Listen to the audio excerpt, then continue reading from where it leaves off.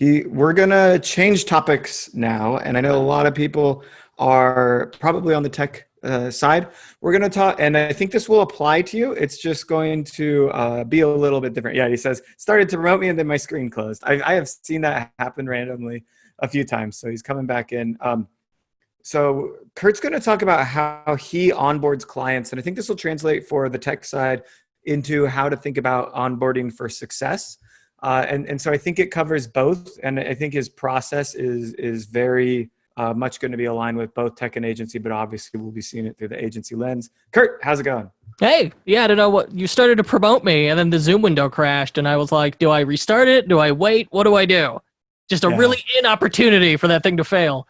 That's the only moment it fails too. It doesn't fail here and it doesn't fail beforehand. It only fails during the promotion process. It's happened, I don't know, 5 times in the last month for me. So it's really odd. Sounds like a challenge though. I mean, you're like, yeah, it never fails. Just wait. I'll say something really interesting. And well, yeah, we'll see. And I can't be held accountable for your internet or mine. But my internet's rocking. I got gigabit now, and I hardwired everything.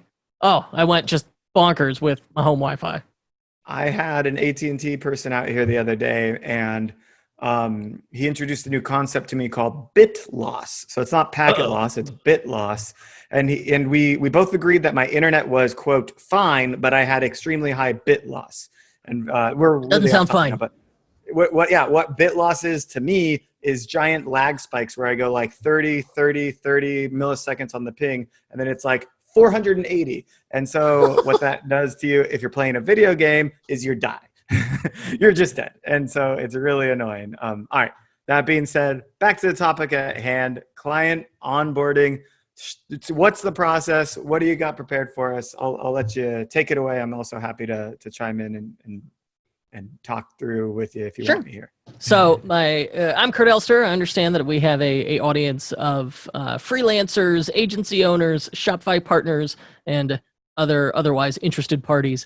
And I have been running a consulting business for 11 years now, and at least professionally, like for real, full time for 11 years. I did it on and off longer than that, and I've got some interesting systems and processes in place to streamline my life because I just can't be bothered. I don't want to be hassled. I want to make life easy. If you can make life easy for yourself as an agency owner, it will be easy for your client. You want to make the onboarding process really easy. And that's because your onboarding process with your clients is your first impression. Like one of my truisms, one of the rules that I run my business by is like, your first encounter with a person will inform what your future encounters with them will be like. So if it's tough to get someone organized and get them on the phone when you first meet them, well, that's going to be true for the entire relationship. So I've taken that to heart and tried to make like a really streamlined, personalized onboarding process that involves as little from me as possible. So I'm going to walk you through what that new client application process looks like, what the onboarding process looks like, how they pay, some time-saving measures I do, some sanity-saving measures I engage in, and then finally, I am going to show you where you can go get, for free, all of the email templates I use with my own clients and my own business. So, with that said, I think it is time to do a screen share. I got to show you what I'm working with over here. Let me turn on Do Not Disturb and share my screen. All right, share screen. Chrome, there we go. Share. Okay, we've got my screen share up in front of me. And so I've got a podcast with 1 million downloads, and unfortunately as part of that, it also means I get nonstop stupid outreach emails. So part of my process is just to get I only want to hear from interested parties in which we're mutually interested. So step 1 as part of my onboarding process, if you scroll through my site, I do what's called active disqualification, where I literally tell people, we may be a good fit if. And this first line I love. I got this from my grandfather-in-law, very successful JD CPA in Silicon Valley. And the first line is, we like each other. We may be a good fit if we like each other. I only accept clients whom I like and like me. I think that's important, right? So based on experience, you will have things you know that lead to a successful business, just basic stuff. And you may think it's basics, you don't tell anybody. But if you don't tell anybody, nobody knows. So for me, it's like, do we like each other? Do we get along?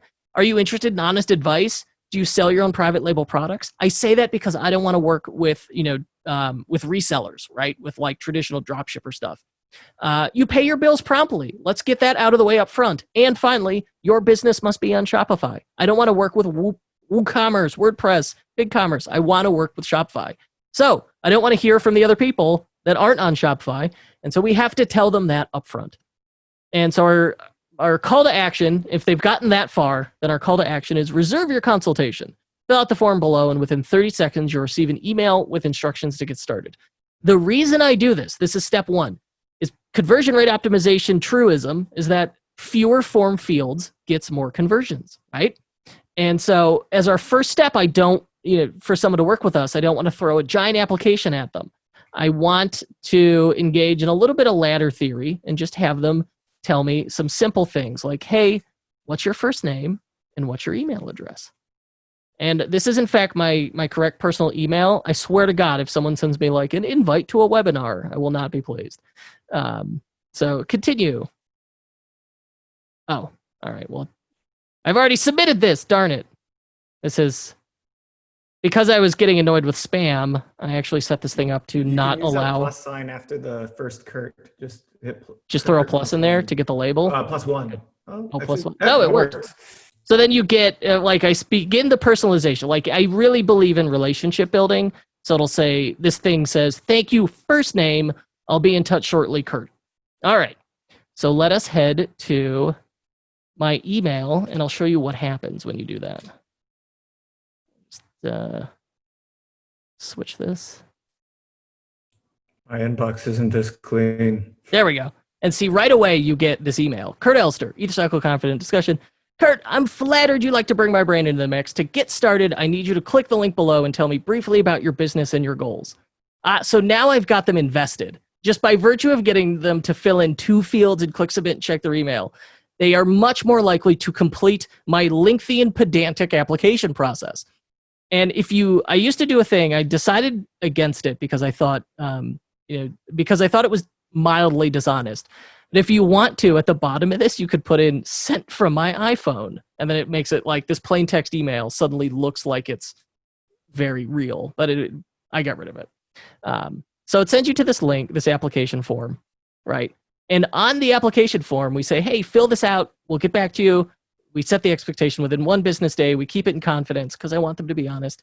And then I even include social proof in there, where like I have a testimonial from the director of marketing at Jay Leno's Garage, their client, and I put that right in here. So like that way, if they got this far, but then they get the long form is a little bit of a turnoff, then hey, we go ahead and I have the social proof in here. And it's of course no accident that I went with Jay Leno. So they fill it out, and here like we start to tell them a little bit. Like I ask people, again, it's personal. I want them to know about them. What are they like? Can you tell me a little bit about yourself? And then again, I reaffirm that active disqualification and that tooltip. We should like each other, right? And I ask them everything I need to know from experience, and periodically I update this form. But this is really so I can have, like this info is all here so that I can have a very productive 30-minute call when we first talk to each other. I don't have to go through a lot of basic stuff. I already have it here. And fundamentally, only people who are genuinely interested are going to take the time to fill this out. So that way neither party's wasting their time.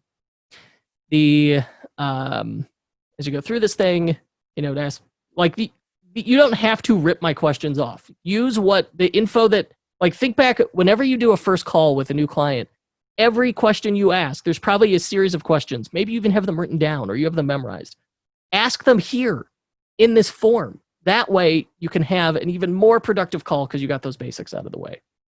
And as we scroll down, ask them like, what's the business goal you're working toward? And part of the advantage to that is like these correspond to my various service offerings, right?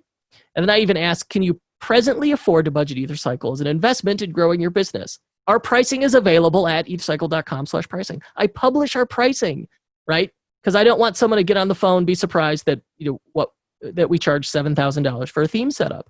And But for some people go, like, I will give that price to 2 people. One person will go, you're crazy. That's too low. Another person will go, you're crazy. That's too much. So I give the pricing up front, right? And what's interesting about this, if you switch it to no and you fill this form out and send it, I never see it, right? I'm not even going to waste my time reading this thing if you bizarrely said you can't afford to budget for us as no. Because sometimes you get people to be like, do you offer scholarships? It's literally a question I got. Like, what? No, I'm not a university, sir. So those just, you could fill it out and then it just automatically sends a decline as soon as you fill it in. And then one question I wish I'd asked sooner, always ask, hey, how'd you hear about us? Because maybe it was a referral, but no one thought to ask because you didn't ask. So it's nice to know what's going on there, where your clients are coming from. That way you can recognize, hey, this is where my best clientele is coming from, and then you could double down on those efforts. And then finally, you want to set the expectation and tell them what's going to happen next. So once they submit their message, then a few things happen. It gets emailed to me, of course. It gets put into our CRM software, right? So I could track the proposal process. And it puts their info into my invoicing software so that in the future, if they do become a client and I need to generate an invoice, an estimate, or whatever for them, I could just, as soon as I start typing the client's name, it auto-completes and all that info is already there. And to do all that stuff, we use the wonderful automation software that I'm sure like 90% of you are familiar with, Zapier. Oh, I don't know if it's Zapier or Zapier. Either way, it is phenomenal. It is tremendous and inexpensive and incredibly powerful. So we just have our Wufoo, this is a Wufoo form, and I'll show it to you. We have our Wufoo form connected to a series of other things. We also have it posted in Slack. It's kind of cool. All right, let's take a look at what that form looks like on the back end. So here we've got Ethercycle confidential discussion. It pops up in here. We've got the form builder in here, but what I want to show you is form rules. If we go under form rules, oh no, what the heck happened? All right, there was a form rule where if people said no, it just wouldn't send it, but now it's missing. What a pain. That's okay. All right, so once an individual has actually filled out this form and sent it to me, I read it and I decide, and then hit reply to it, and I decide, like, all right, what are we doing here? Am I going to work with this person? If I am, all right, here's where the magic happens. So when I read that form, only one of two things is going to happen. I'm going to say, no, I don't want to work with that person, or yes, I would love to learn more because I'm interested in working with them.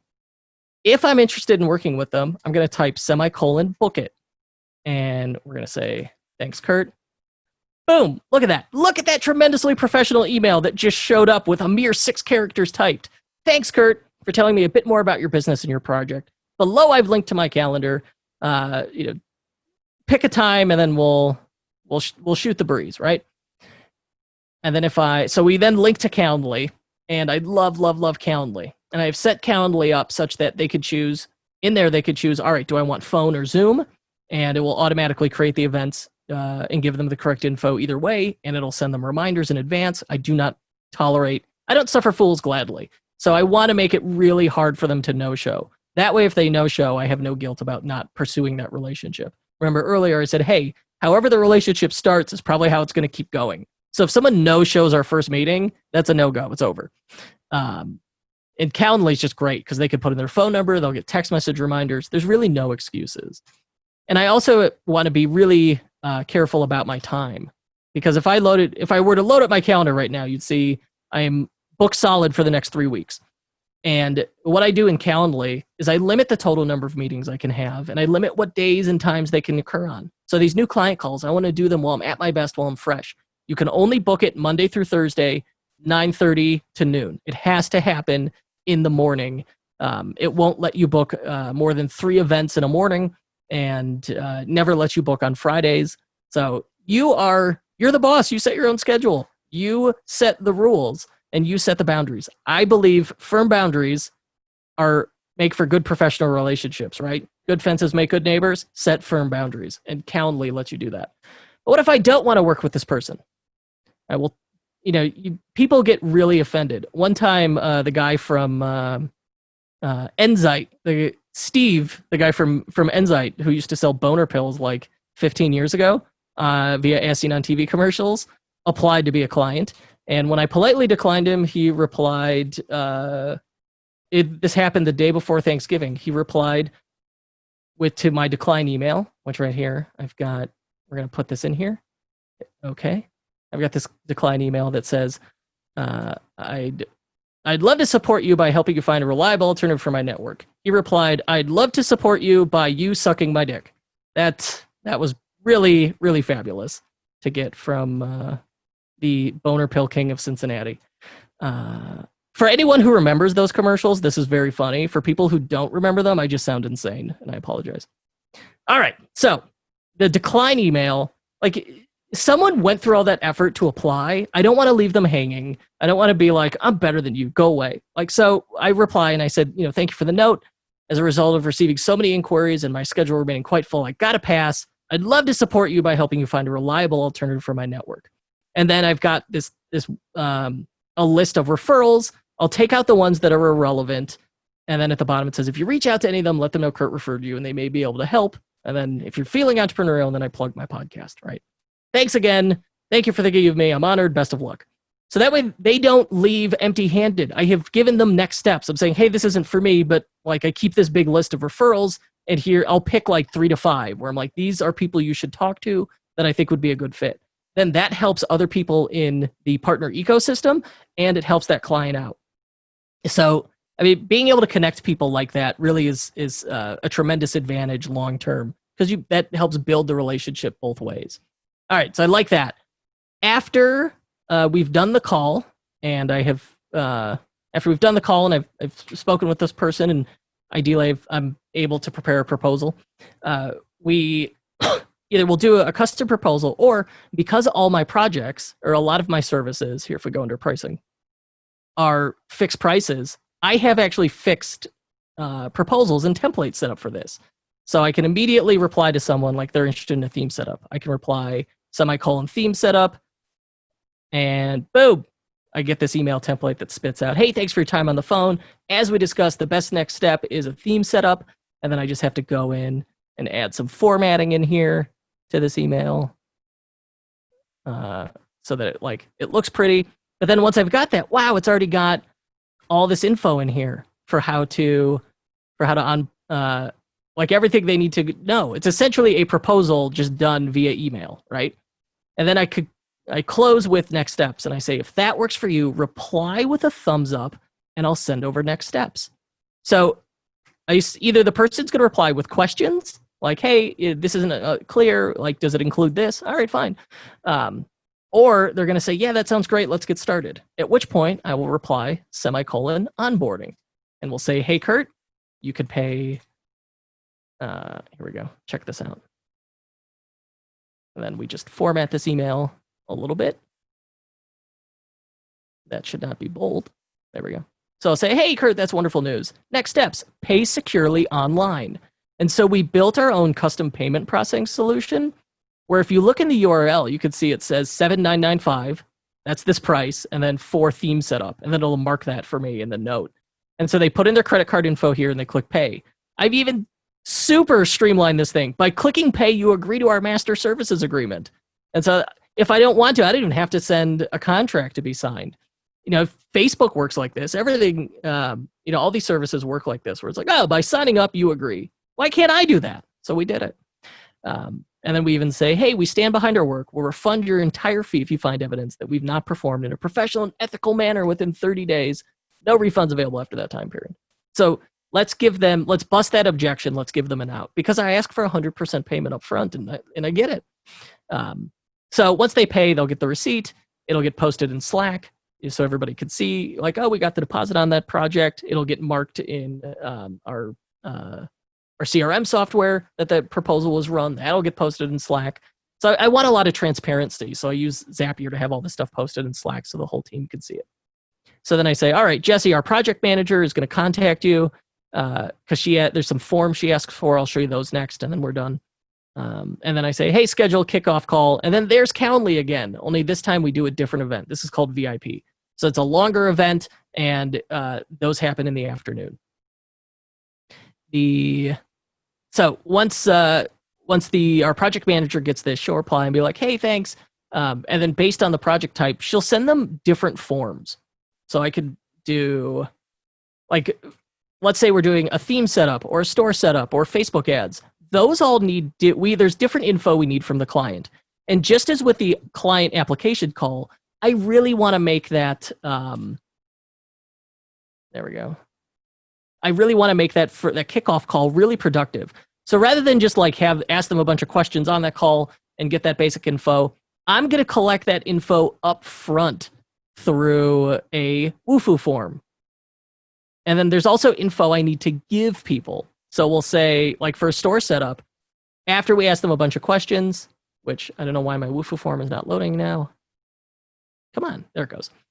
So first they'll get in here, we'll say, "Hey, thanks for choosing us." And this is a form specific to a Shopify store setup project. So we'll ask them like, "All right, we need store details. We need your address." Like, this is everything we need to know to be able to run through it. And then we'll give them info up front about how taxes work.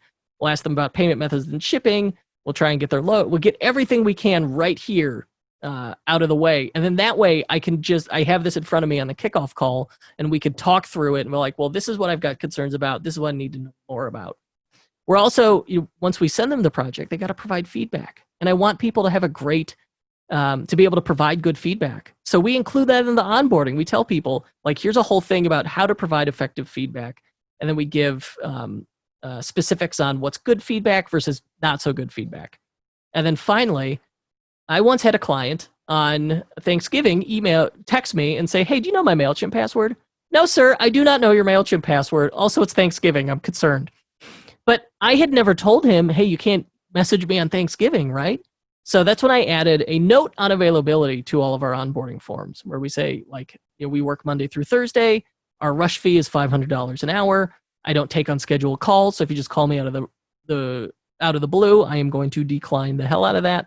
And I check my email twice a day.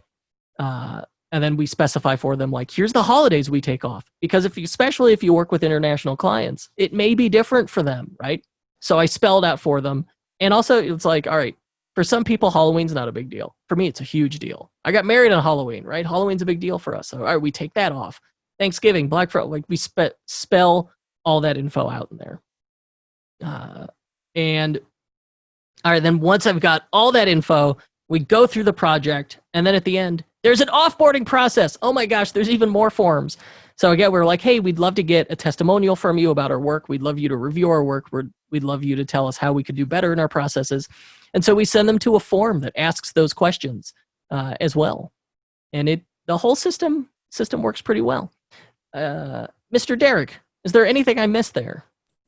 Or are there any Can't questions? believe you're brave enough to take off Black Friday. You're in e-commerce and you're taking off. Okay, that's a good question.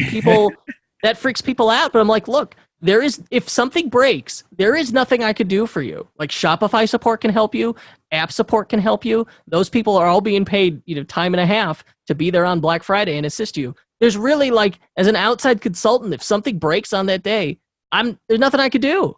Yeah, it needs. Yeah, and you're never pushing anything live the day before Black Friday, I'm sure, as well. Exactly. And to this date, we've, knock on wood, we've never had a like devastating issue occur. Oh, I had told people, I said, "Hey, I'm going to tell you where you could get like all those email templates I was showing, where you can get those. They are free on Gumroad. And Derek, I'm going to send you the link so that you can put it in the chat. Yeah, it's totally free. It's name your own price, but I mean, pretty much everybody just marks it down to $0. But those are all like the email templates I showed in that I was using with Text Expander. You can grab them all from that link.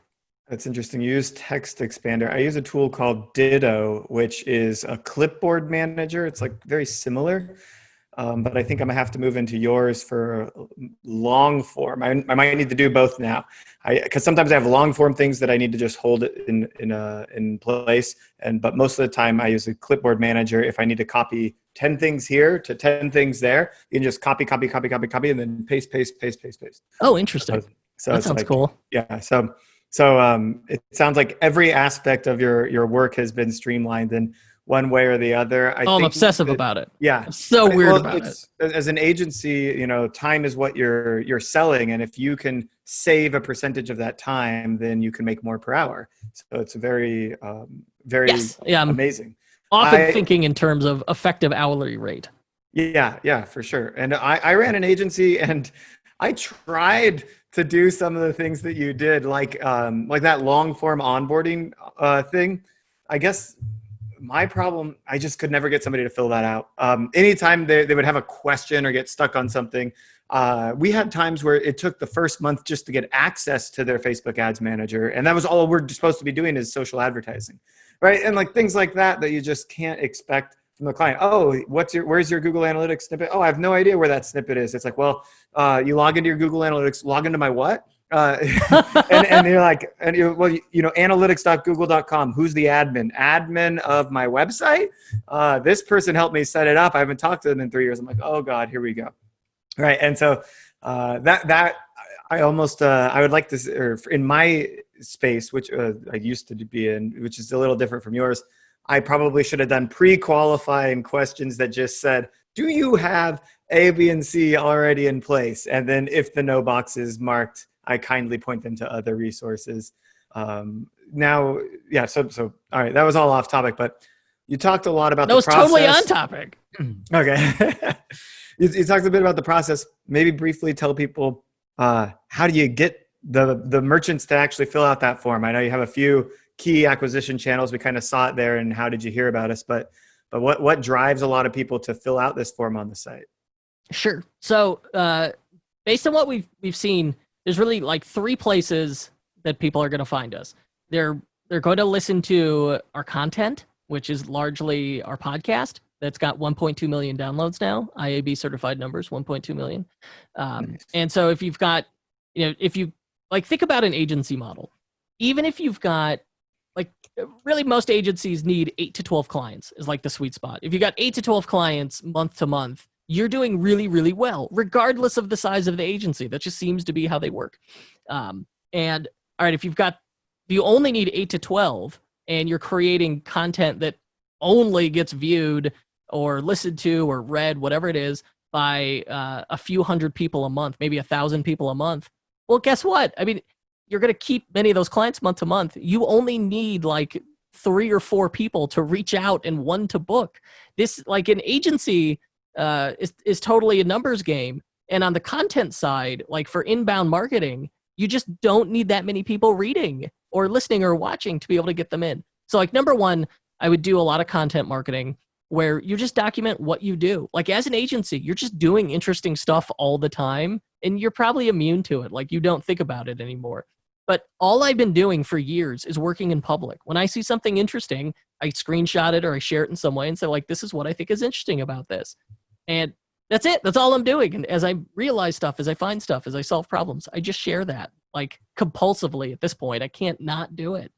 And so that creates authority, and that creates leads and referrals and keeps me top of mind. So like number one, content marketing. Number two, early on in our business, we would not be here without the Shopify Experts program and Shopify Partners. Dan Everlay at the Shopify Partners team reached out to me in 2011 or 2012 and said, hey, I saw you build a custom theme. Do you want to join the Experts program? I said, sure. And from there, I got another client and another and another. And so that really was very helpful, joining the Partners program and getting in the Experts listing. And then, of course, like all those referrals I make to other people, well, that pays dividends because I also end up getting referrals back. So like certainly as an agency, you are not the best at everything, right? So find other people who are good at that stuff that you can refer the work you're not amazing at to, and then they are going to return the favor and refer back to you the people that or the clients that would be great for you and bad for them. Yeah, that's amazing advice. I love it, and you've got a perfect process here. And another component of this process, by the way, that I think people should copy is payment up front. Don't start a single ounce of work until afterwards. And that was always really tough for me, because I would kind of start to analyze things and then start to give advice and feedback. And then before you knew it, it went from a discovery, or it's like into discovery, essentially, all the way from just like, oh, well, here's what we do. Here's how we can help. Are you a good fit? All the way into, well, let's take a look at that. Oh, you should just change this targeting. And then all of a sudden I'm doing the work that I should be paid to be doing. And so I think keeping that clear moment where they pay you as the divider between a prospect and the sales process and the onboarding and the agency work. Absolutely. Awesome. All right, Kurt, we're going to move into our final session of the day, where Finn and I are going to just talk about the changing landscape of e-commerce technology. Thanks so much for showing us your process. And again, I think this process can actually be transcribed into tech as well. You can think about certain things that that need to be automated or even enriching data. Like for customers, like a SaaS business, any of that stuff, all of this stuff works even better because you eliminate the human component. Like a lot of the same thing can be achieved now via welcome series or like emails triggered off events. Yeah. And so then now it's like, okay, take all those ideas and apply it there. And then if you've got like a high touch or premium SaaS or app, then certainly like you could use Calendly for like, hey, like you automate the whole process. But if you want a personalized onboarding demo, you can, here's the Calendly link. And not everybody's going to do it, but they're going to appreciate that they have that option. So yeah, absolutely. You could apply this. And you could ask a series of questions like, how big is your business? Or maybe you can see that through Shopify integration data, and you can start to segment so that the high value targets make it into the demo process. The lower value targets go into the self-serve process and everywhere in between. So I think there's a lot that can be thought of from an automation standpoint that you showed us and translated directly into that onboarding process. Awesome. Thanks again, Kurt. See you, Derek. Thank you.